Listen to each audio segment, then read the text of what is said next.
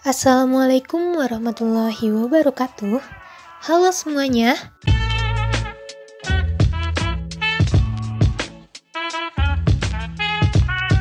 Kami di sini dari kelompok 3 yang beranggotakan Maria, Farah, Wida, dan saya sendiri Pujia. Kali ini kita akan membahas materi pemasaran jasa tentang Developing the Service Communication Strategy.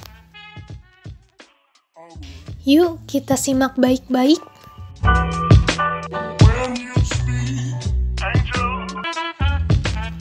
Sebenarnya komunikasi itu apa sih?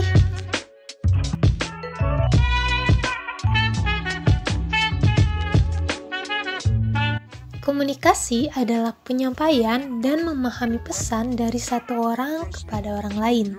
Komunikasi ini merupakan salah satu proses sosial yang kita jalani. Promosi perusahaan atau strategi komunikasi menginformasikan, membujuk, dan mengingatkan pasar sasaran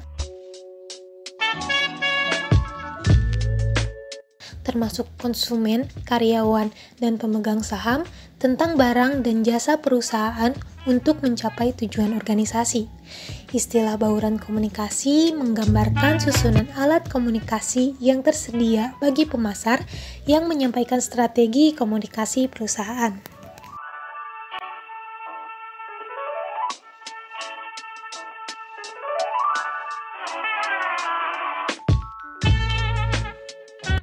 Seorang pemasar perlu menggabungkan unsur-unsur marketing mix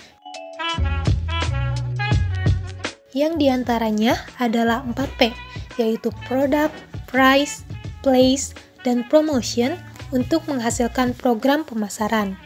Seorang manajer perusahaan jasa juga harus memilih alat komunikasi yang paling tepat untuk menyampaikan pesan mereka.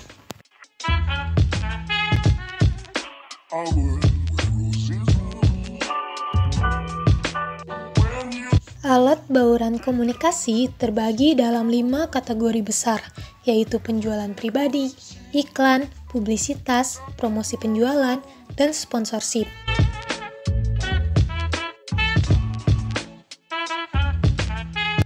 Penyedia layanan dapat menyesuaikan pesan komunikasi mereka untuk setiap pelanggan tertentu.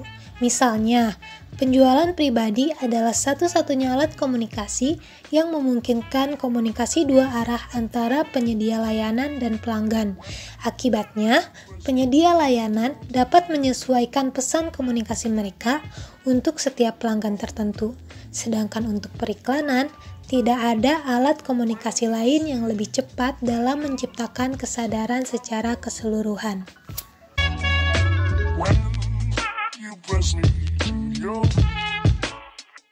Sponsorship memungkinkan perusahaan jasa untuk menargetkan lebih sempit, tetapi khalayak sasaran yang diinginkan memberikan pilihan bagi perusahaan jasa untuk beradaptasi dengan perubahan kebiasaan media konsumen. Seperti pelanggan tidak lagi menonton televisi sebanyak itu, dan ketika mereka melakukannya, iklan sering dilewati melalui perangkat teknologi atau diabaikan.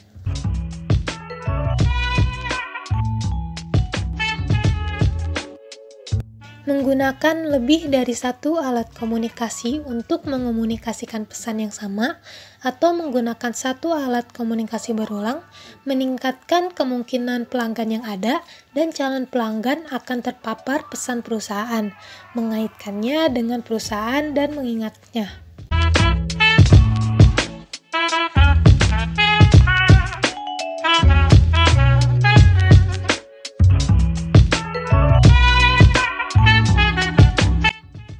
Dengan memperkuat pesannya, perusahaan dapat memastikan bahwa pelanggan yang sudah ada serta calon pelanggan menjadi lebih sadar akan siapa perusahaan itu dan apa yang ditawarkannya.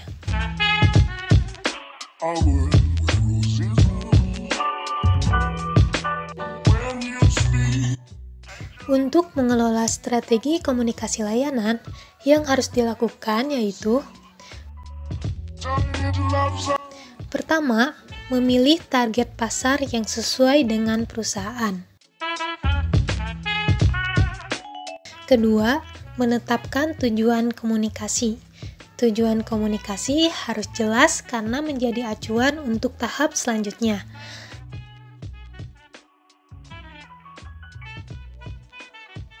Ketiga, menetapkan anggaran komunikasi.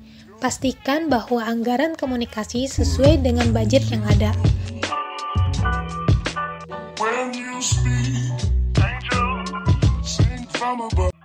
Keempat, merumuskan strategi positioning.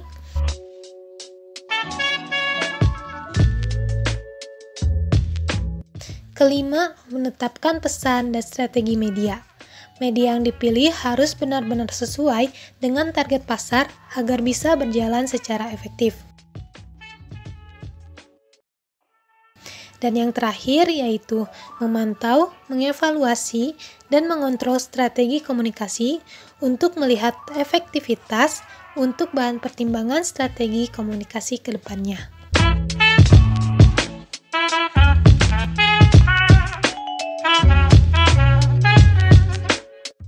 Perusahaan jasa harus terlebih dahulu menganalisis kebutuhan konsumen di pasar dan kemudian mengkategorikan konsumen dengan kebutuhan serupa di dalam segmen pasar.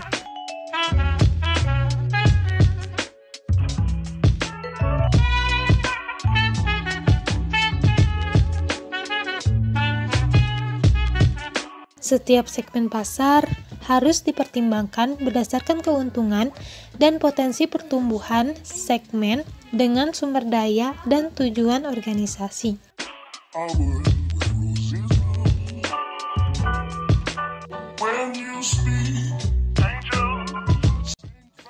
Segmen yang menjadi fokus upaya pemasaran perusahaan menjadi pasar sasaran.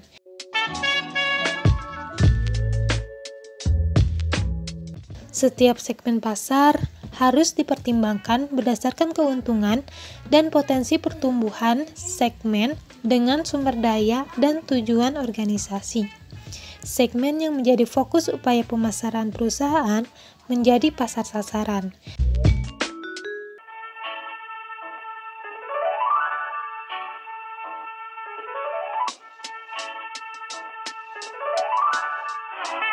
Jika mereka tidak terlalu menyukai cara penampilan iklan di TV,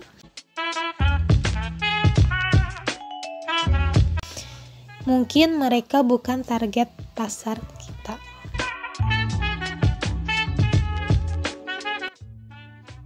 Tujuan komunikasi perusahaan jasa berusaha untuk menginformasikan, membujuk, dan mengingatkan pelanggan saat ini dan calon pelanggan tentang penawaran layanan perusahaan.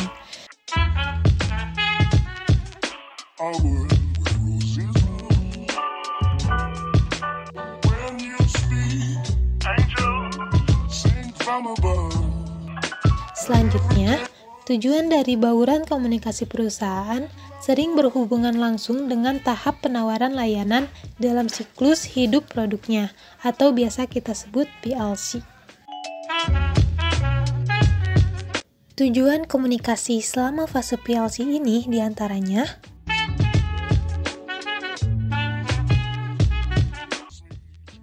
untuk mempengaruhi pelanggan yang sudah ada agar membeli lagi,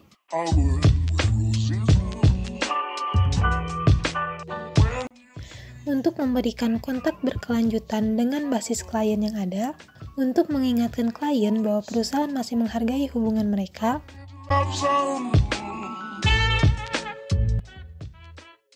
dan untuk mengkonfirmasi keputusan pembelian klien di masa lalu sehingga meminimalkan tingkat disonansi kognitif yang dirasakan.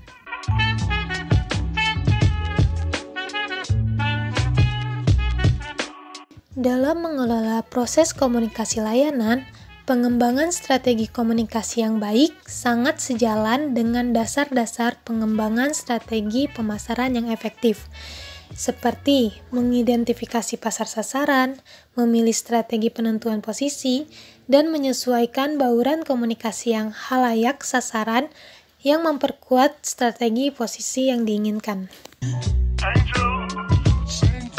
Menguraikan berbagai masukan dalam proses pemberian layanan dapat menunjukkan keunggulan kompetitif dan kualitas utama yang secara tradisional telah diabaikan.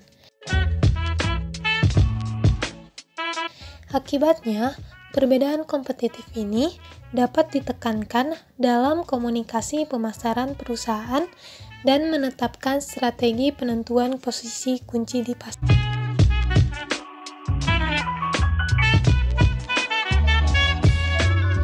Agar layanan lebih mudah dipahami, layanan juga dapat lebih lengkap dijelaskan kepada calon pelanggan melalui bauran komunikasi dengan menghadirkan layanan sebagai rangkaian acara. Ketika ditanya, konsumen sering memecah pengalaman layanan menjadi serangkaian peristiwa berurutan. Memahami urutan memungkinkan penyedia layanan untuk melihat layanan dari perspektif pelanggan.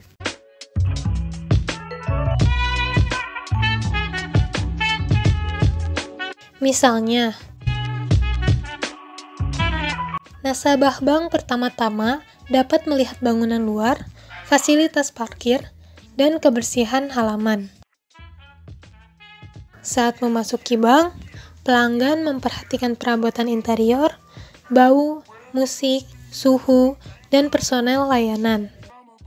Saat melakukan transaksi bank, penampilan dan sikap pegawai yang melakukan kontak langsung dengan pelanggan menjadi petunjuk kualitas tambahan.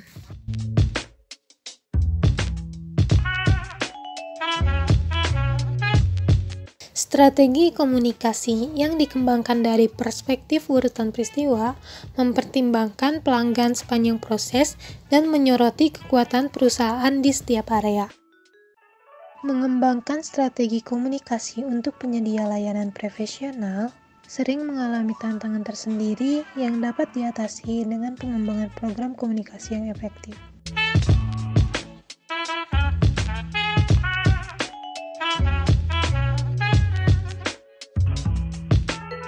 Masalah komunikasi yang biasa terjadi di tempat kerja dan berpotensi berujung pada sebuah konflik, misalnya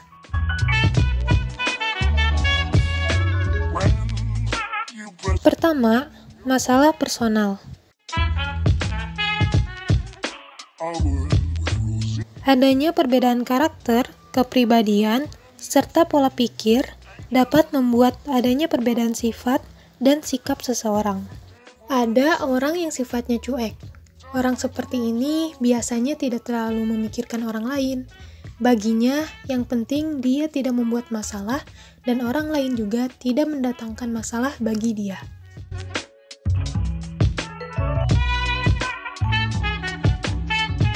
Ada juga orang yang sensitif.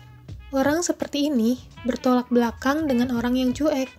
Orang yang sensitif cenderung bersikap dan bertindak sangat hati-hati. Dia takut ada orang lain yang mendapatkan masalah atau kesulitan akibat kesalahannya. Dia juga sangat menghindari terlibat masalah dengan orang lain.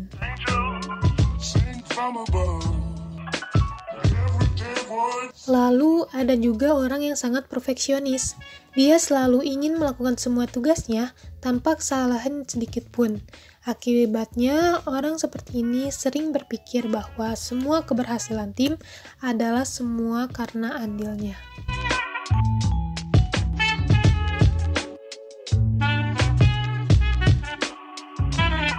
Perbedaan sikap dan sifat yang kadang-kadang bertolak belakang ini tentu saja sangat berpotensi untuk menimbulkan konflik. Jika orang-orang yang beraneka ragam ini tidak dipimpin oleh seorang manajer yang memiliki kemampuan komunikasi yang baik, maka besar kemungkinannya terjadi gesekan yang berujung pada konflik yang berkepanjangan.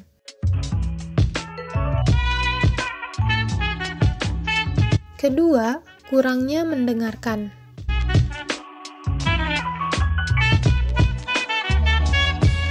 Dalam sebuah rapat di dalam tim kerja, tidak jarang terjadi perdebatan yang cukup panas. Setiap orang memiliki ide dan ingin agar idenya itulah yang dilaksanakan. Kadang-kadang perdebatan terjadi hanya karena salah satu pihak tidak mau mendengarkan paparan dari pihak lain. Sebagian besar orang adalah pendengar yang buruk.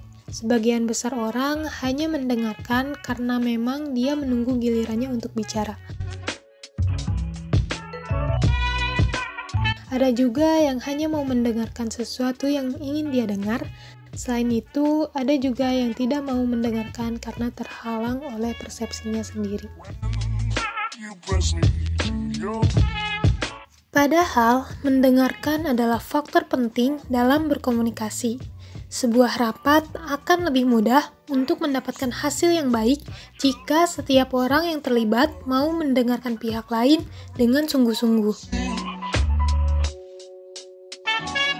Dengan mendengarkan, maka setiap orang dapat memberikan masukan.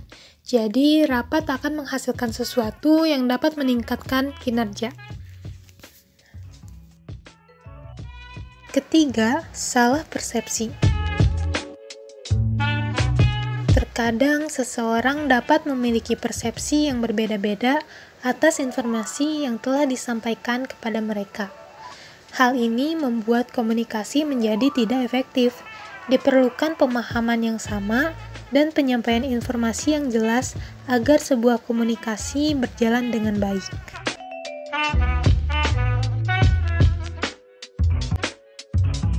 Tapi, jika setiap peserta rapat hanya ingin bicara tanpa mau mendengarkan, maka yang ada hanyalah perdebatan yang tidak akan ada habisnya. Akibatnya, rapat menjadi tidak efektif dan hanya membuang-buang waktu saja. Cukup sekian pembahasan kita kali ini. Semoga bisa tersampaikan dan dipahami dengan baik. Terima kasih sudah menyimak video ini. Wassalamualaikum warahmatullahi wabarakatuh. Have a nice day.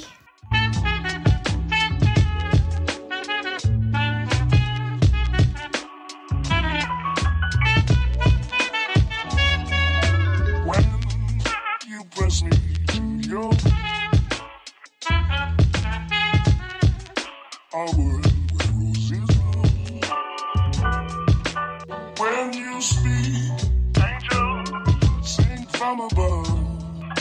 Everyday words sing.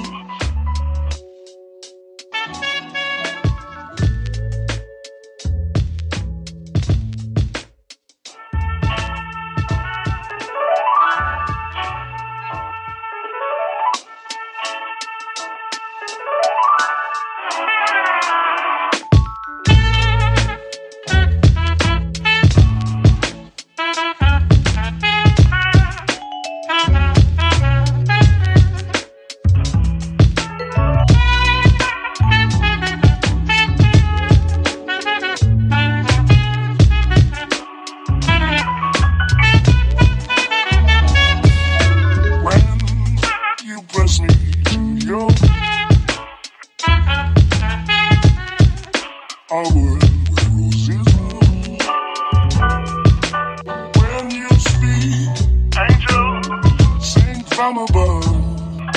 Everyday words sing. Turn into love song.